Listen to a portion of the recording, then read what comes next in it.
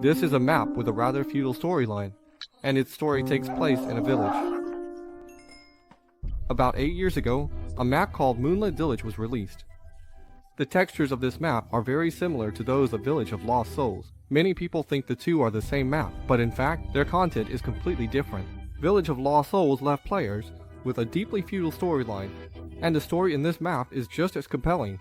In this map, we play as an abandoned baby who was adopted by a certain village. But one day, we discover that there are vengeful spirits filled with hatred in the village, and eventually encounter something truly terrifying. And the truth behind it all is nothing but a tragedy. Welcome to this episode of the Horror Map Commentary. I'll be updating regularly on this channel, so if you like it, please hit that free follow button. It's the biggest support you can give me. Also, my eyes are not my nostrils. Now let me take you to Winning Village.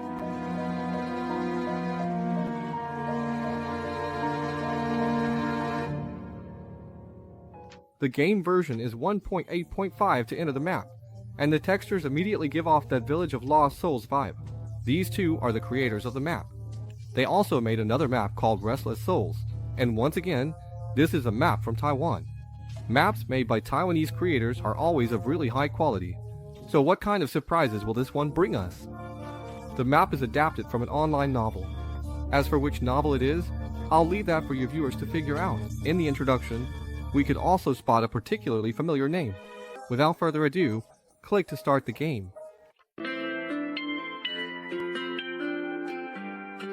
The opening music of the game is from Joker Shue's song I'm Afraid, and from it, we also learn about the protagonist's background. He was abandoned by his parents, and was later adopted by a couple in the village. His adoptive father is named Lao Xian, but the adoptive mother isn't introduced. Today, he has to help an uncle named Chio harvest vegetables, and that's our first task. The protagonist's house is very rundown. Even the windows aren't intact, and there's not even a bathroom. Before heading out, you definitely need some good gear. For example, I managed to scavenge a lot of canned meat and some clothes from the protagonist's house. Of course, the most important thing is definitely the key to your own front door. From this, we can also learn that the protagonist's adoptive father left the key at home and then disappeared without a trace. After stepping outside, there's a well in the yard. And you can find a well in the yards of other villagers' homes too. With the key in hand, it's time for us to head to the Chio family's house. On the way, a black pillar suddenly appears. No one knows what it is for now, so let's just hurry on our way. Soon after, we arrived at a central area where several notice boards were set up, showing the locations of all the houses in the village. Following the directions on the notice boards, we kept moving forward. Along the way, we came across some small houses with cans of meat that nobody wanted. No idea how long they've been there, but they're still better than moldy stuff. Just as we were about to reach the Chio family's house, a tree suddenly fell over unexpectedly. Fortunately, that didn't stop us from moving forward. The sky was also starting to get dark. The Chio family was clearly a wealthy household, since their fields were much larger than those of the other villagers. When we went inside, Uncle Chio was waiting for us in the corner. Uncle Chio. Ostian, you're here? Yes, my adoptive father sent me to help you with farming. That's odd. Why would you suddenly send you to help me with the farming? I'm not sure. Since I'm here, let's just get to work. Take these and place them around the field. These? No need to be confused. Just do as I say. Go on, hurry up. Uncle Chio gave us 3 green, unidentified blocks. Of course, I wasn't about to work for him for free, so I went ahead and took all the valuables from his house. Among them, we found a pitchfork, which we could use for self-defense. Working in the field is pretty simple. You just need to find this green block that looks like a cabinet and place the unidentified blocks on top of it.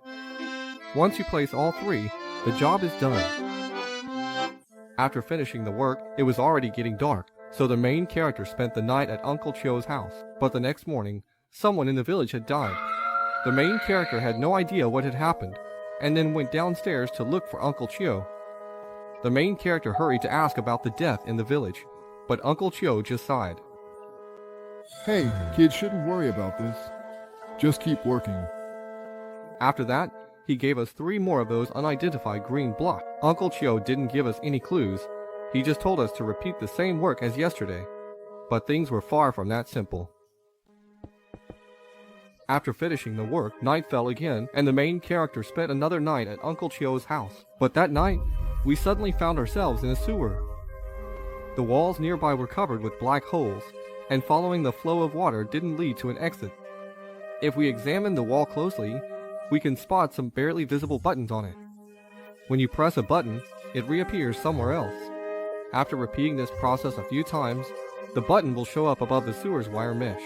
Press the button one more time, and a brand new path will appear. But here, you can go in. Once you enter, everything suddenly goes dark before your eyes. In the darkness, you can faintly hear some footsteps, and then you're startled awake by a blood-curdling scream. The next morning, news of another death spreads through the village. That night, the protagonist decides to check out the backyard, but Uncle Chio repeatedly warns him not to go there, saying he has buried unspeakable secrets there.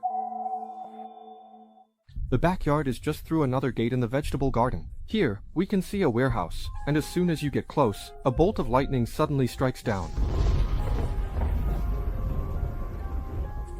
The warehouse door is locked, but in a nearby grove, you can find a box containing a key and some black blood. You should know, black blood is never a good sign. The locust trees in Solost village grow by feeding on human blood, and now something related to tomato juice has appeared here as well.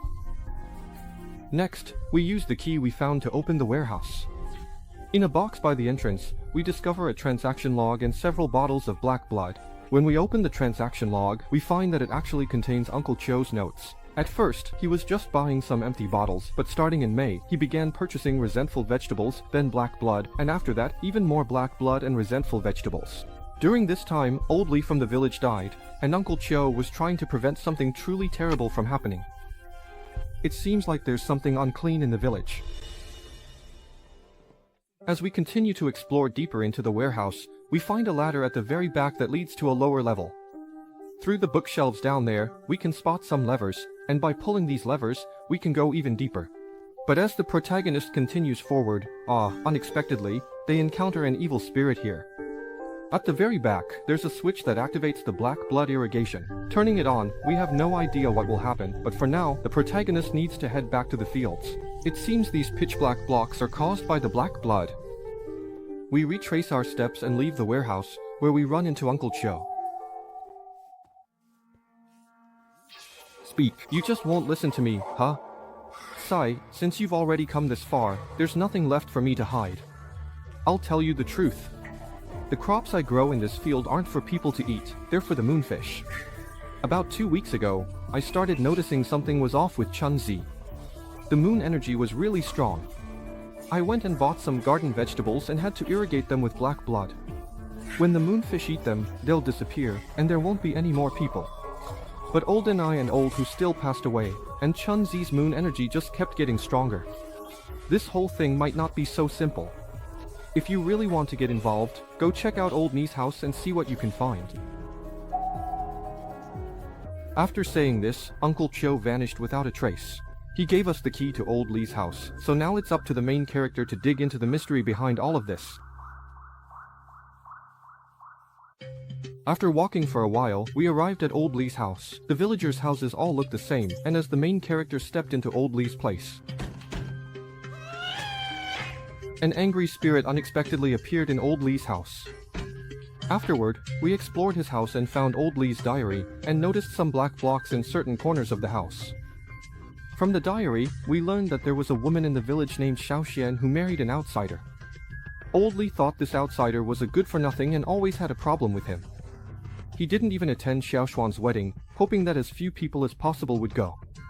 A few days later, Old Lee became even more fed up with the outsider. One day, the outsider came to ask him for some vegetables, but Old Lee refused to give him any. After that, the outsider cursed at him a few times, which ended up sowing the seeds of trouble. From the following pages of the diary, we learn that Old Lee teamed up with Old Hu to kill the outsider. Even after all this, Old Lee still felt that the outsider deserved to die. But after that, when Xiaoxian didn't leave the house for 2 weeks, Old Lee started to feel that he might have gone too far. His mental state began to deteriorate, and it seemed like he might have been haunted by a vengeful spirit.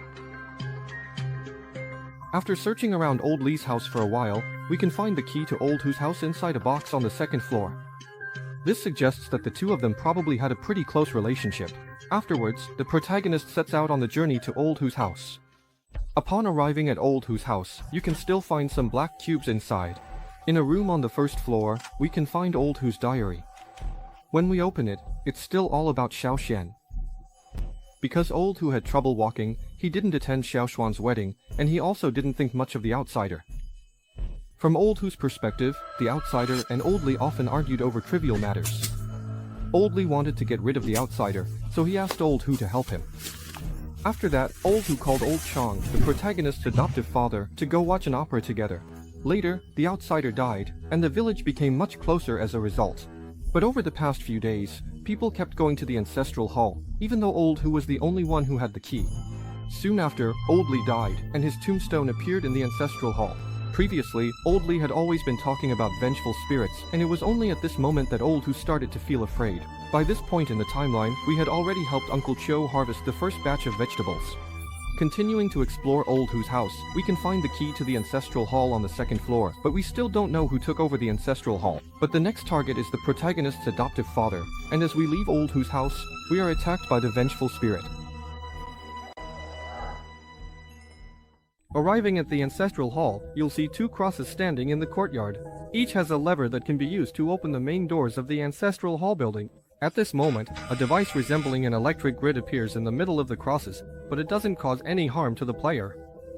Once you enter the ancestral hall, you'll see 3 tombstones inside. Among them are Old Li and Old Hu, who have already met with misfortune, as well as Old Xiang, the protagonist's adoptive father, who has not yet passed away. Right now, the protagonist's adoptive father is the next one to be haunted by the ghost, which explains why he hasn't been seen these past few days. There's also a second floor in the ancestral hall, but to get up there, you have to complete a parkour challenge. The entire second floor is made up of black blocks, and at the same time, everything suddenly goes black before the protagonist's eyes.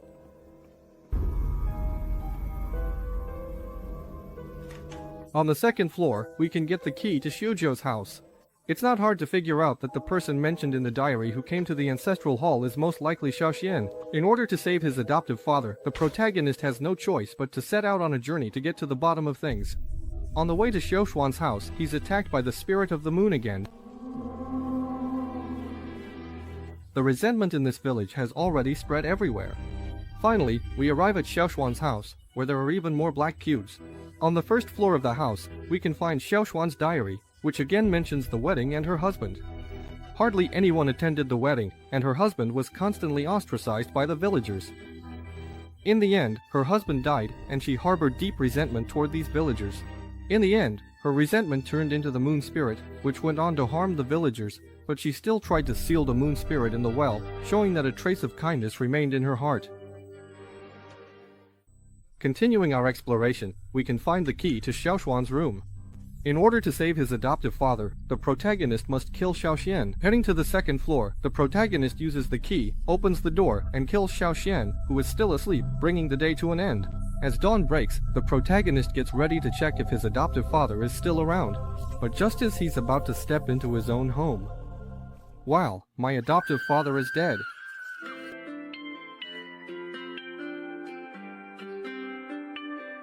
The map comes to an abrupt end here. In the end, the protagonist wasn't able to save his adoptive father, and he was also attacked by Yuling. But actually, there's another ending to this map. There's a well in every villager's home, and Xiao Xuan's diary also mentions that the well seals the Yuling. If we don't enter Xiao Xuan's room and instead go to the well in the yard and jump in, we'll see a scene just like the sewer in the dream. The puzzle here is exactly the same. Keep pressing the buttons until you finally open the wire mesh at the center of the sewer. The protagonist steps into this dark place once again, but unlike last time, they don't encounter Gao Nan. Instead, they come across Xiao Xuan's Yuling.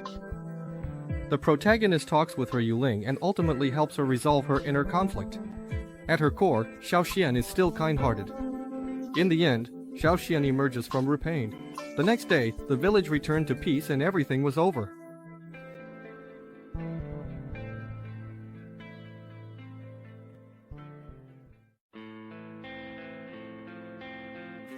Looking at the whole map, the story mainly revolves around Xiao Xian. She married an outsider, but unexpectedly, her husband was constantly ostracized by the villagers, and in the end, he was killed. But the protagonist is also an abandoned child from another place. From this perspective, it seems that many people in the village liked Xiaoxian, and Old Li was one of them. He was jealous of the outsider, who was more refined than the villagers, and he resented that someone from outside had taken everything that should have belonged to him. Some of the other villagers also felt jealous of the outsider.